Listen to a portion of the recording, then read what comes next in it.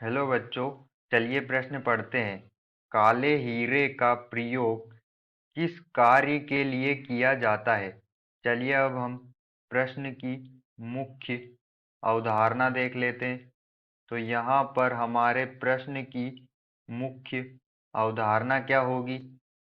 हीरा जो होता है, पहले हम हीरे की बात कर लेते हैं। तो हीरा जो होता है वो एक पारदर्शक रत्न होता है। हीरा पारदर्शक होता है जो कार्बन का अपर रूप होता है, और हीरा जो होता है वो कार्बन, जिसे हम सी से प्रदर्शित करते हैं, का अपर रूप होता है। या हम कार्बन का शुद्धतम रूप कह सकते हैं, या कार्बन का अपर रूप होता है हीरा जो होता है। और हीरा जो होता है उसमें प्रत्येक कार्बन हीरे में प्रत्येक कार्बन परमाणु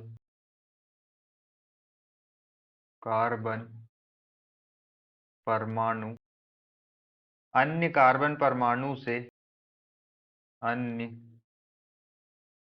कार्बन परमाणु से सहसंयोजी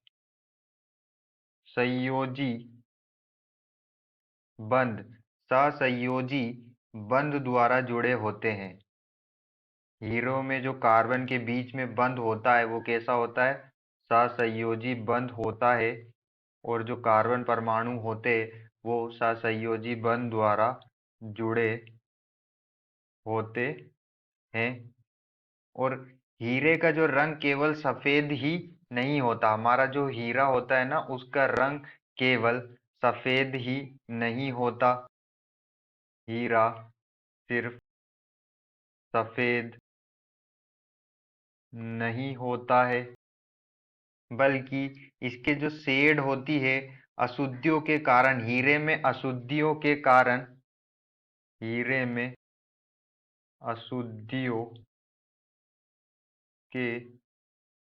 कारण इसकी जो विभिन्न शेड होती है, इसकी विभिन्न शेड होती है, जिसमें पीला, नीला, काला इत्यादि रंग का होता है। हीरा जो होता है वो कैसा होता है? पीला, नीला और काला आदि रंग का हो सकता है। अशुद्धियों के कारण जो है हीरे का रंग अलग अलग हो सकता है। अब हम यहाँ पर काले हीरे का उपयोग देख लेते हैं।